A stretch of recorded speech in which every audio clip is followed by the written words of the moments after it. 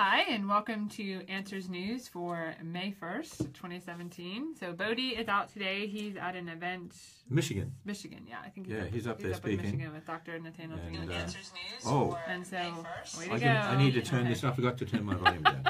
I see. I hear. This is so we can get comments and things. Okay, yeah. so we're just going to, chat a little bit here before we always like to chat a little bit, so everyone comes on board. Oh, here they are starting to come on board, and we're up to 140 odd already, and 228, and here we go. Okay, so in this session, how would you like to use an ape midwife? And you say, I mean, people say I'm joking. I'm not joking. I'm not joking. Did you know we're going to talk about ape midwives? There's an actual article about this. There's an actual article. Yeah. Stay tuned. It's coming. It is. So you have to wait through the whole time here till we get to that. That's right. All right. It's towards the end. end. Don't forget the more emojis. Am I pronouncing that right? You are. Okay. The more emojis we send across the screen, the more reach it gets out there, and we can see people sending lots of emojis right now, and number of people coming on. And tell us where you're from. Put that in the comments. Any questions that you have, can't guarantee to answer all the questions, but I try to scan all the comments while we're talking, and we look at them later on too. And we're going to put a comment there that has a list of all the links of all the articles, so you can go and read these for yourselves afterwards. Yep. Okay, Georgia, take it away. So our first article is from Science News. Venomous fish have evolved many ways to inflict pain. So there are not just, we think of snakes. You mean torture devices? No? Well, no, not quite. But so there are, it's not a huge percentage of fish that are venomous, but there are some that are, and we're looking at their venoms because are they related? How distinct are they? And they found that they're not very related, so to speak. They're all very distinct and very different. Different kinds of fish. Right, different kinds of fish, different kinds of venom. And so basically, by random chance mutation over millions of years, they've actually stumbled upon about 18 different types of venom that have developed in these fish, according to an evolution. And they say they all evolved separately. Yeah, so that's what's kind of funny about it, is looking at how many times that would have had to have happened. By chance random mutation. And not only that, but unlike snakes that mainly use fangs to inject their venom, fish use lots of different ways to do that. It could be their fins, it can be other things. And so not only do you have the evolution of all these different kinds of venom, but the evolution of all these different kinds of apparatuses to deliver the venom. Now, it says here only 7 to 9% of fishes are venomous, and that's living fishes. Right. So they wouldn't know about the extinct ones. Right. But 7 to 9%, that's pretty small percent. That's really small. In the bacteria world, a very small percentage, just way less than 1%, cause disease. Right. So you've got only 7 to 9% that are venomous. So is it possible that there was no venom that hurt things originally, just like there were no bacteria that caused disease, but now in a fallen world, things go wrong? Yeah, it could have been used. One of the things we say with defense attack structures like that is either they were used for different things before the fall, or maybe they were there, but they were turned off, the genes were not on, and they weren't being expressed, and they weren't expressed until after the fall. Well, they actually talk about genes that get turned on here to produce venom. Right. So is it possible they were created ready for the fallen world, or is it possible those chemicals did something different before the fall? And that's very possible, but that's not something they really research because they don't believe in the fall of man. Right, they believe they were venomous from the start, basically. Right. So they don't look for anything. But they are finding ways in which they can help humans, even in a fallen world. So things like anti-cancer drugs, anti-blood clotting. So there's some good things that we're learning from these venoms and the ability just like, I remember, a couple of Answer News ago, we talked about frog mucus. And about how there are chemicals there that can kill viruses. That can kill viruses, yeah. So, there's... I went home dreaming about frog mucus. I'm glad. Yeah. So that's why I do these things. All right, let me see. We got, people in Kentucky. That's good because we're in Kentucky. People from Ohio, from Michigan, from Maine, from Oregon. There's all sorts of people at Collinsville, Texas, Virginia, Warsaw, Kentucky, Greenville, South Carolina, Liberty University, that's in Greenville, South Carolina. No, Bob Jones is in Greenville, South Carolina. Sorry, Liberty University's in Lynchburg. Wrong place. the person said South Carolina, and I automatically went to that. Yeah, that was Lynchburg. People saying they love AIG, and someone said hi Ken. No one said hi Georgia. You feel slighted here? Not really. Okay, next article. All right, Can somebody please say hi Georgia? Okay, this comes from the Pew Forum. In America, does more education equal less religion? Okay, so this was a confusing research. I read through this and I had a headache at the end of reading it. Like, but let me just read you Okay. one sentence here, because I think this sort of sums it up. And then there's another article that really does this well. But it says, this is from the Pew Forum, among all U.S. adults, college graduates are considerably less likely than those who have less education to say religion is very important in their lives. But usually when they mean religion, they mean Christianity and something like that. Yeah. Because secularism is a religion anyway. So, if these college graduates, more of them are becoming secularists, they're becoming religious, right? They are religious, but just a different religion. Yeah. And the reason we found it kind of confusing was because some of the indicators seem to indicate that college-educated students or college-educated people are less religious, but some indicate that they're more or as equally religious, because they do tend to go to church just as much or more than people that are less educated. And one of the things we were talking about, I thought, well, maybe it's because they enjoy the social aspects of being together with like their friends and a group of people. Well, there's even atheist groups that want to start churches now. So it's not so much about necessarily God and their belief in the Bible, it's just about a social aspect. But overall, the results do show that the more educated someone becomes, the more they're likely to walk away from what they call religion, but from Christianity. Right. And we've been saying that for a long time, because what they really mean is the more they're educated by secularists and indoctrinated and inoculated against the Bible and brainwashed by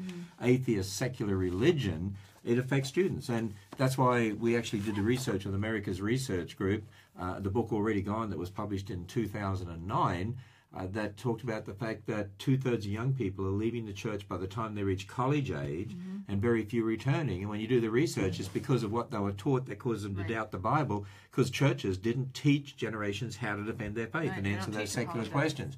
And then we did the research in 2014 on the millennials that regularly attend church, and we found 40% of them say they're not born again, 65% say if you're a good person you'll get to heaven, 50% won't speak against gay marriage and so on. They're very secularized. Again, they have the same problems, that they doubt the Bible, they don't really believe the Bible, they don't believe the doctrines based in the Bible, because they've been indoctrinated against the Bible by their secular education system. So the more educated in that sense, what they mean by, when they say more educated, what they mean is the more indoctrinated and brainwashed in secular philosophy. And that's why Christian education and parents taking an active role in educating their children on these issues is so important. One of the things you'll like this. So I was trying to decide. So I homeschool my daughter, and so we were talking about what to do for current affairs, like how to learn about current events next year. And I said, you know what?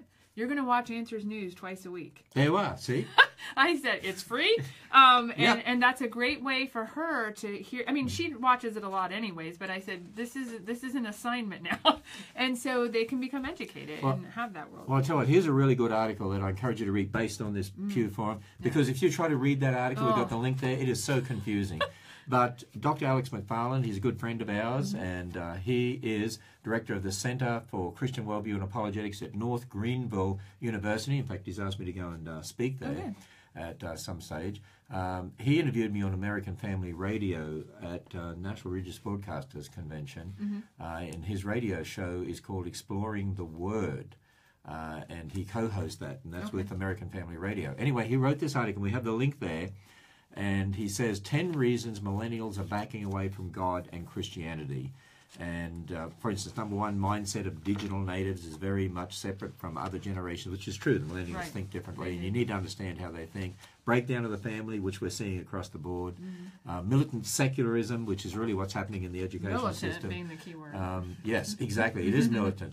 The rise of a fad called atheism, which is a religion. And so he goes through those whole 10. I just encourage you to read that article, because that will really summarize what's happening in the Pew Forum one, which is so confusing. Talking about confusing, here's another one. No, it's not confusing, it's just long. Well, look at it. Yeah, I had to read all this. Look at it. That's what happens when you pick the articles. Okay. All right, so this comes from the Evolutionary Psychological Science Journal. Hey, before you talk about that, there's someone here from Australia, and someone said that that hi, Ken and Georgia, you're both awesome. How about that? See, somebody did say hi to you. Yeah, thanks. And people from Australia. Hey, if you're from Australia, I'm speaking in Australia in November, a whole day conference in the Brisbane area, just slightly north of Brisbane, Redcliffe. And reengage.org.au is the website, reengage.org.au. And it's a whole day conference, and you can book in for that right now. Yep. Okay, go ahead. So this article was entitled The Future of Secularism, a Biologically Informed Theory Supplemented with Cross-Cultural Evidence. Okay, blah, blah. What on earth does that mean? The Future of Secularism, a Biologically Informed Theory Supplemented with Cross-Cultural Evidence. Right, sum it up for us. Okay, so basically they said the more religious people are, the more children they tend to have. The less religious so that's they what are, that means. The less children they tend to have. Okay. That's what they're looking at, because the whole idea is that they thought the more the world advances, the more we find out how things come to be, and, all naturalistic, of course. Do you know no God. You know what that fits with? What? Some of the hotels around here, they say they recognize people coming to the Creation Museum and the Ark. They recognize families because they had so many children. Right. So what they would say is that they thought with more time and coming to more rational and natural explanations of everything, religion's going to go away. But the problem is that people that are secular, like atheists and Gnostics, tend not to have children.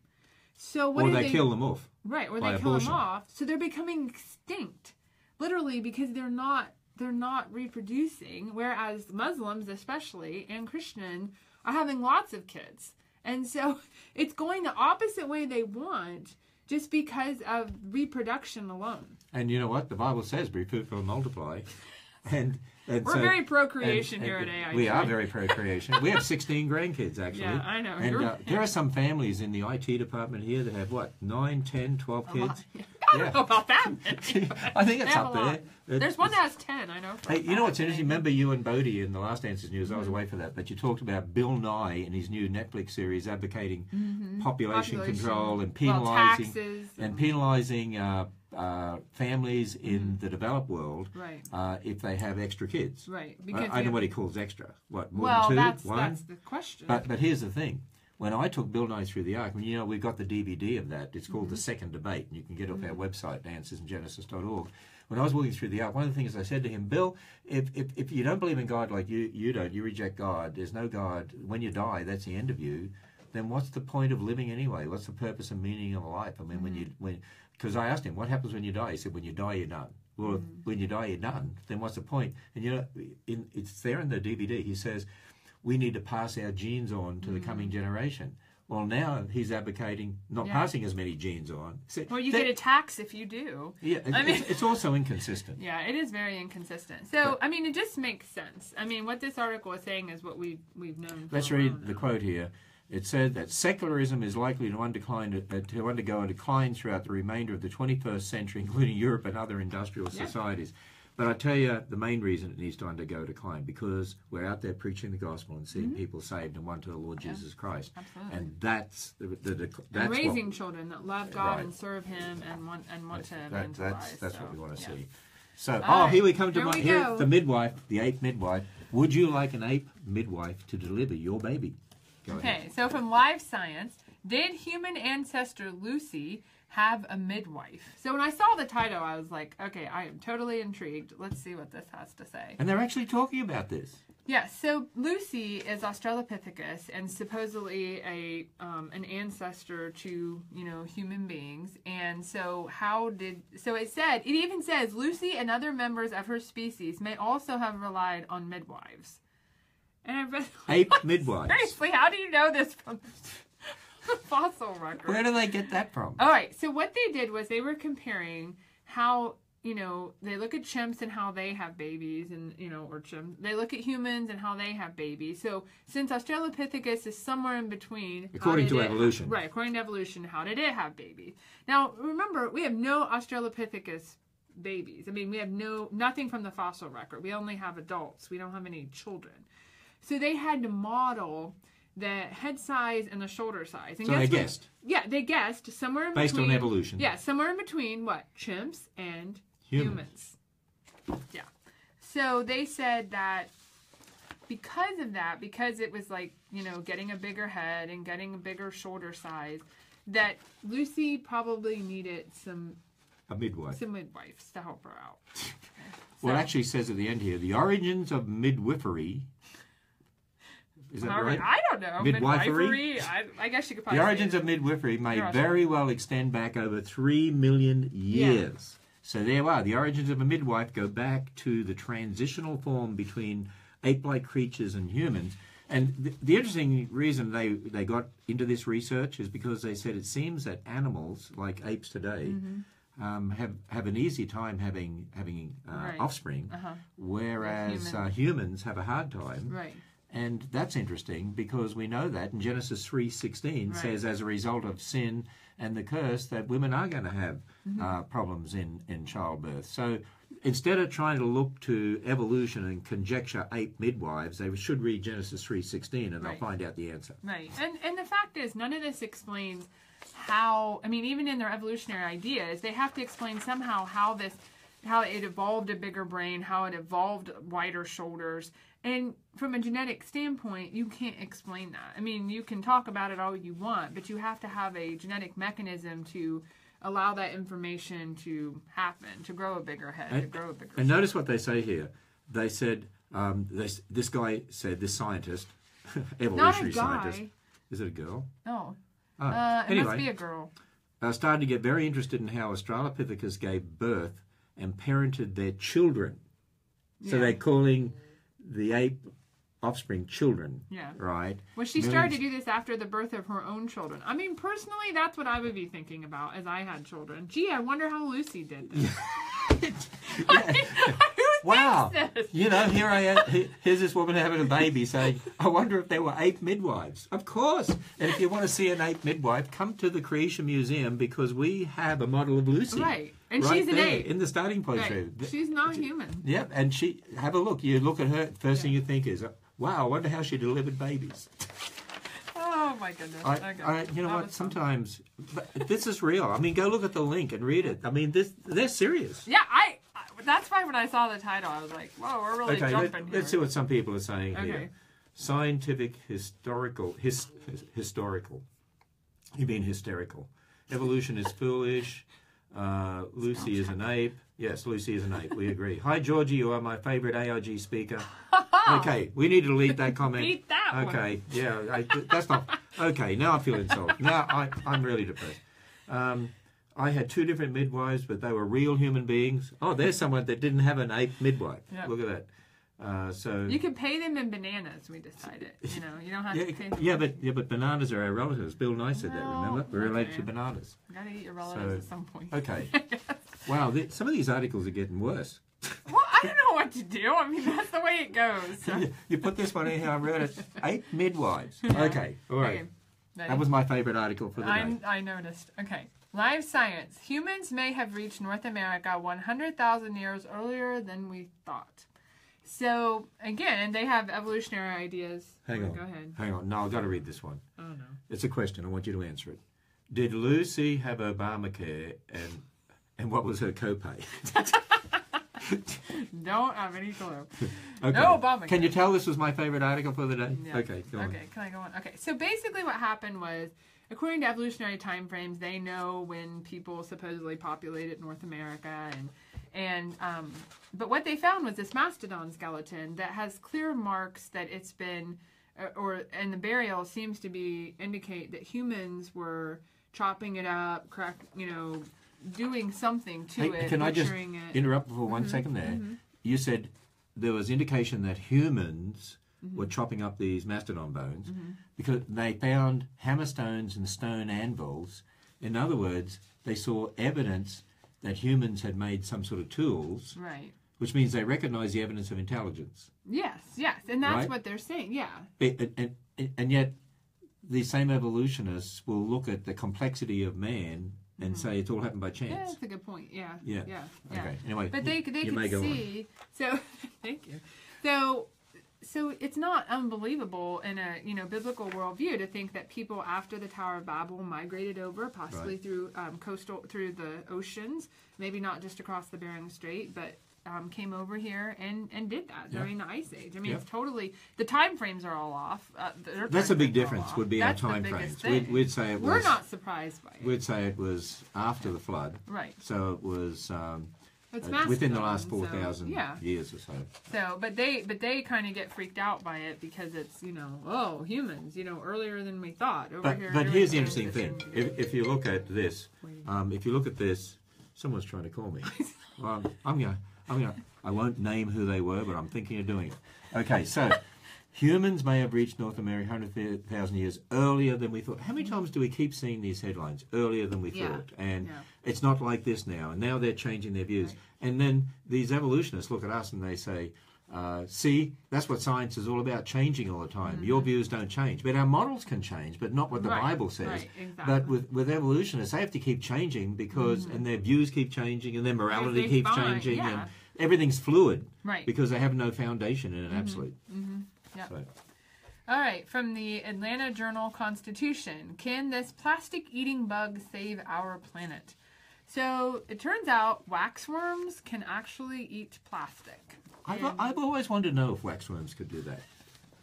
They can Not actually sure. eat plastic. Keeps you up at night. If you would like a pet waxworm, you can feed it. Yeah. You can help the environment by recycling plastic bags. Yeah. Keep waxworms at home Well, and feed them plastic bags. They discovered it by accident because they had put them in a bag and they shredded the bag. I mean, they ate through it, and they actually found that they're breaking down the plastic. They're not just like eating through it. They're actually breaking it down because they left behind ethylene glycol, which is a sign that they broke the plastic down. And what's cool about this is normally waxworms lay their eggs in beehives and they eat the beeswax. They live on, so beeswax, they think, may have, it's kind of like a natural plastic. And so God had already created these organisms to be able to live on wax and break down the wax, and then man can take what God has done and use it to help recycle. Yeah, I mean, they naturally do this. We don't even have to, they're not engineered waxworms. They're just natural waxworms that do this. It's just another of the many, many examples where we find out by looking at what God's done, we're able to take that and apply it. Man can't invent it himself because God invented it first. Yeah. You like that? God invented it first. I like that. You like that? And we're using it for our, because, there is a big problem with that. And so we do want to find ways. It's not like just release a bunch of waxworms and it's going to be okay. We still have to be careful with how we use things and do things. This is a really great discussion. Waxworms. Yeah. Yeah, I like that. Hey, you know what? Bill Nye. He called his new next week's series, Bill Nye Saves the World. Here, we can help you. Because this recycles plastic. Right. Invest in waxworms. Yeah. There's my suggestion to Bill Nye. Okay. By the way, Bill Nye's not going to save the world. There's only one savior of the world. That's right. And that's Yeah, Jesus. that's why I don't like its series title. Okay. The Verge. An artificial womb successfully grew baby sheep. Well, you people stop trying to call me, send me text messages while I got my phone here scanning all the comments. Can I finish? Yeah, You're go on. interrupting me. Go on. Okay. An artificial womb successfully grew baby sheep, and humans could be next. Okay. No, it's I not. can't believe this. Okay. It's not funny. All right. You can tell that this is. You have to be serious. Yeah. I don't know what is your deal. I You don't have know. ringers up. No Oh, wonder. is that what it is? Oh, God. People can tell that this is, and that this is real. This is not. This is, it's totally unscripted. It's not staged. That's it's for totally sure. unscripted. Okay. It is. Okay, All so right. artificial womb. So this is, if you look at the pictures to this article, it might freak you out a little bit because basically what they did, these are called biobags. And what they do is they take a sheep after it's been in the mom, for 105 to 120 days. They then switch the embryo to this bag that's like an artificial womb, and they've been able to grow these to full term, and they're living. I mean, they're now living sheep. So in other words, here's another example. They copied what God has done, right? And they tried to make an artificial womb. Yes. And they called it a biobag. Biobag. And it's amazing to see the pictures of these things because now they have to have mom in the beginning. I mean, this isn't from the very earliest stages. But okay, so they say the reason they're doing this is because when premature babies are born, it's very challenging for them to. That's why they have humidicribs and to be able to try to keep them alive. But still not the same as a womb. So they want to basically replicate the womb so they could put these preterm babies in there so they could grow to full term outside mom which when would they're be born. a good use of that. Correct. But what happens? So what happens when we can grow children completely without the need for mom? I could see man playing God and growing children to harvest organs. Yeah. Because, it's interesting. On the one hand, they said we can help premature babies so that we can bring them to term so that they can live. And that's a great thing. A great thing. So on the one hand, they're recognizing it's a child. It's a life. I was thinking the same thing. They're recognizing it's a life. It's a child. And on the other hand, I could see how man would do this for evil. That's what because scares me. If they abort babies in the womb and say it's not human, right? Well, why not grow them till they get to a certain age and then harvest their organs? Or why not sell them to infertile couples who are desperate for babies? I mean, you can see a whole market for this. And so it's always, that's the problem with technology. It's can we, but should we kind of thing. Yeah. And as long as it's used for good, I'm all for it. But I'm concerned about what it's But in this world, everything that can be used for good can be used for evil. True. The internet can be used for good. Yeah. And that's what we always have to realize. And we're using the internet right now for good. Right, for good, yeah. So it's one of those things that we just have to keep an eye on. They're thinking within 3 years they could be applying this to human beings. Hey, somebody said here 1984. You know what that's a reference to, don't you? George Orwell's 1984. It's a novel about what the future will hold for and what man might do and so on. Somebody said to me, Ken, mute your phone. Yeah, okay, thank you for the reminder. I have finally done it. I could say something there about old people and technology, but I won't. Okay. All right. Thank you.